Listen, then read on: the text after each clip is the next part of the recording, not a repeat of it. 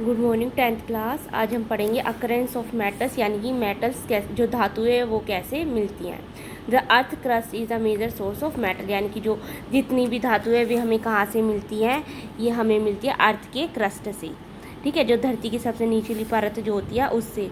C water also contain some soluble salt such a sodium chloride, magnesium chloride etcetera, यानी कि जो समुद्र का पानी है, खारे पानी में भी क्या मिलता है, नमक जो होता है घुला हुआ होता है, तो हमें क्या मिलता है वहाँ से सोडियम क्लोराइड और पोटेशियम क्लोराइड, मैग्नीशियम क्लोराइड है वो हमें मिलता है। एलिमेंट्स और compound which occur naturally in the earth crust are known as minerals, यानी कि जो तत्व होते हैं और जो कंपाउंड होते हैं जो अर्थ की क्रस्ट में क्या प्राकृतिक रूप से विद्यमान होते हैं, उनको हम क्या बोलते हैं, मिनरल्स बोलते हैं, यानी कि खनिज लवण बोलते हैं। At some places, minerals contain a very high percentage of a particular metal and the metal can be profitably extracted from it, यानी कि ये क्या कहना है, कुछ जगह ऐसी हैं जहाँ पर जो खनिज लवण है हमें क्या है बहुत अधिक मात्रा में मिलते हैं, और वो भी किसी एक पर्टिकुलर धातु, यानी कि एक धातु का, और इस धातु से हमें क्या होता है बहुत क्या होता है लाभ होता है। दीज मिनरल्स आर कोर्स, इन मिनरल्स को हम क्या कहते हैं, ओर्स कहते हैं। ठीक है, नेक्स्ट है हमारा एक्सट्रैक्शन ऑफ मेटल्स, यानी कि धातुओं को कैसे निकाला जाता है। अब आपने पहले पढ़ा हुआ है कि बहुत सारे मेटल्स हैं और क्या उन सब की आपको नॉलेज भी हो सकती है धातुओं की। तो जो कुछ क्या कहते हैं, सब metals are found in earth crust in free state, यानी कि कुछ तो खुली अवस्था में मिलते हैं और कुछ मिलते हैं कंपाउंड, यानी कि एक दूसरे के साथ मिलकर, जैसे कि आयरन हो गया। अगर आयरन क्लोराइड बोल देंगे तो वो किसके साथ है, आयरन हमें किसके साथ मिला है, क्लोरीन के साथ मिला है। तो क्या कुछ तो हमें सिंगल मिलते हैं खुले और कुछ मिलते हैं किसी के साथ मिलकर। The metals at the bottom of the activity series are the list, जो हमें जो मेटल्स जो हमने जो आपने लिस्ट देखी थी रिएक्टिविटी सीरीज़ की, तो उसमें क्या देखा था, सबसे लिस्ट रिएक्टिव भी होते हैं।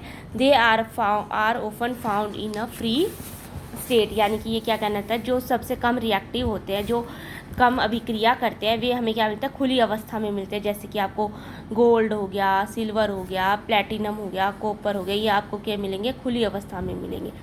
Copper and silver are also found in the combined state as their sulphate, यानी कि अब ये क्या कहते हैं, कॉपर और सिल्वर है हमें कंबाइन, यानी कि दो चीज़ों के साथ मिलकर भी मिलाई देते हैं, जैसे कि अगर सल्फेट हो या फिर ऑक्साइड के तत्व हो उनके साथ हो। Metals are the top of the activity series, जैसे कि जो मेटल धातुएं हैं जो क्या है, जैसे कि potassium, sodium, calcium, magnesium, aluminium, ये सारे हाईली रिएक्टिव होते हैं, इसलिए ये जो हमें है नेचर में फ्री अवस्था यानी कि खुली अवस्था में नहीं मिलते। ये क्या कहते हैं, the metals in the middle of the activity, देखो ये दे रखा, ये हाईली रिएक्टिव थे, ये कम रिएक्टिव है उन पे, जैसे जिंक, आयरन, लेड और कॉपर। ठीक है, तो ये क्या मिलेंगे आपको, कंपाउंड में मिलेंगे। Zinc are moderately reactive, they are found in the earth crust mainly as oxide, sulphide और कार्बोनेट की फॉर्म में मिलेंगे, यानी कि जैसे जिंक ऑक्साइड या फिर जिंक सल्फेट या फिर जिंक कार्बोनेट, इस तरीके से आपको मिलेंगे। इसके अलावा जो हमने ये कम रिएक्टिव है, ये हमने पढ़ ही लिया कि ये हमको कैसे मिलेंगे, सिल्वर, ये जो हमें खुली अवस्था में मिलेंगे। ठीक है, this is because oxygen a very reactive element and is very abundant. अब हमने देखा कि जो मोस्टली जितने भी धातु है वे सारी ऑक्साइड की फॉर्म में मिली है, चाहे वे हाईली रिएक्टिव हो चाहे वे मिडल की रिएक्टिव हो। तो ऐसा क्यों, क्योंकि जो ऑक्सीजन मॉलिक्यूल होता है वो क्या होता है, रिएक्टिव एलिमेंट होता है, इसलिए। दस on the basis of reactivity, in reactivity के बेस पर हम इनको 3 भागों में डिवाइड कर सकते हैं। देख, मेटल्स जिनकी लो एक्टिविटी होती है, मेटल जो मीडियम एक्टिविटी की होती है, और मेटल जो हाई रिएक्टिव होते हैं, इनके अधिक अभिक्रियाशील होते हैं। ठीक है, तो इनके जो है ये इस तरीके से आपका एक्सट्रैक्शन होगा। देखो, और कंसंट्रेशन दिखाएगी, मेटल जो हाईली रिएक्टिव के हैं वे आपको मिलेंगे। इलेक्ट्रोलिसिस ऑफ मोल्टन और प्योर मेटल आपको मिले, उनका हम इलेक्ट्रोलिसिस कर देंगे, यानी कि इलेक्ट्रोलिसिस का मतलब ये है कि आप उनका क्या कहते हैं, रोड लगा देंगे जिसमें एक साइड आप पॉजिटिव और एक साइड नेगेटिव लगा देंगे हैं, और जब उसको मोल्टन पिघलाएंगे तो जो एनोड है वो जो पॉजिटिव चार्ज है वो नेगेटिव के साइड जाएगा, नेगेटिव धातु है वो पॉजिटिव की साइड जाएगी, और इस तरीके से आपको प्योर धातु मिल जाएगी। दूसरा क्या कहा है, मेटल्स और मीडियम रिएक्टिविटी के वे किसकी फॉर्म मिलते हैं, कार्बोनेट और सल्फाइड की, तो उनका हम अभिक्रिया करते हैं कैल्सिनेशन या फिर रोस्टिंग कर देते हैं, जिससे हमें कहते हैं ऑक्साइड मिल जाते हैं।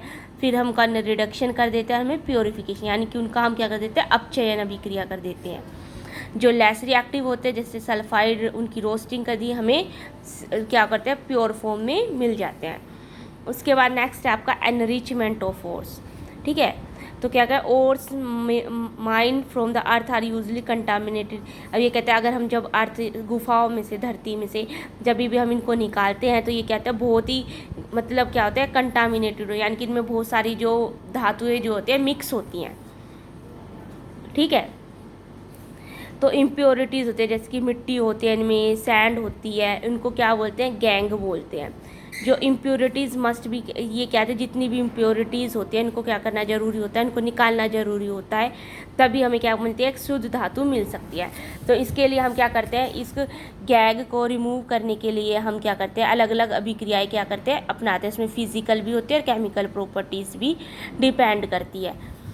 तो डिफरेंट सेपरेशन टेक्निक्स जो हम यूज़ करते हैं, जैसे कि फर्स्ट क्या है आपकी extracting metals low in activity series, जो उन धातुओं को निकालना जिनका जो अभिक्रिया कम अभिक्रियाशील है उनको हम कैसे निकालते हैं, जैसे कि जो metals low in activity series are very unreactive.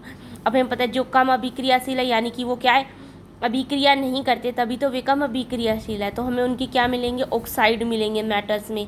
उनको हम क्या कर देंगे, उनका हम अपचयन कर देंगे, रिड्यूस कर देंगे हीटिंग, उनको गर्म करने के बाद।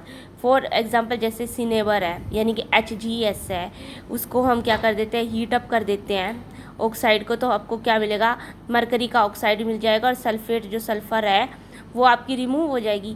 फिर हम इसका क्या कर देंगे अपचयन कर देंगे इसको फिर से, तो मरकरी अलग मिल जाएगा और ऑक्सीजन क्या हो जाएगा अलग निकल जाएगी। Similarly copper which is found in copper sulphide nature can be obtain, उसी तरीके से हम कॉपर का कर देंगे। आज के लेते हैं नेक्स्ट जो हमारा extracting matters in the middle of activity series, यानी कि मध्य अभिक्रियाशील के बारे में और हाईली अभिक्रियाशील के बारे में हम नेक्स्ट क्लास में पढ़ेंगे।